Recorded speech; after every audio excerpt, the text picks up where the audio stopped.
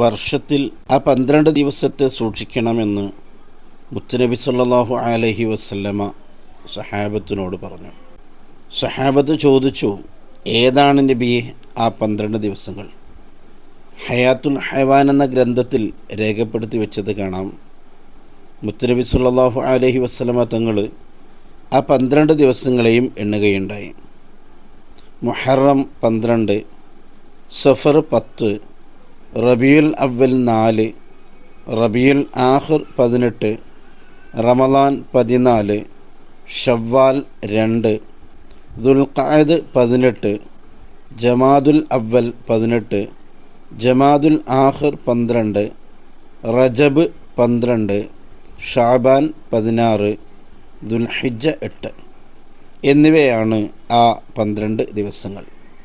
ഏതൊരു നല്ല കാര്യങ്ങൾ ചെയ്യുമ്പോഴും കഴിയുമെങ്കിൽ ഇത്തരം ദിവസങ്ങൾ ശ്രദ്ധിക്കുന്നത് വളരെ നല്ലതാണ് എന്നതാണ് ഇതുകൊണ്ട് മനസ്സിലാക്കേണ്ടത്. അല്ലാഹു സുബ്ഹാനഹു വ തആല നമ്മുടെ എല്ലാ പ്രവർത്തനങ്ങളിലും ഖൈർ പ്രദാനം ചെയ്യുമാറാവട്ടെ. ആമീൻ.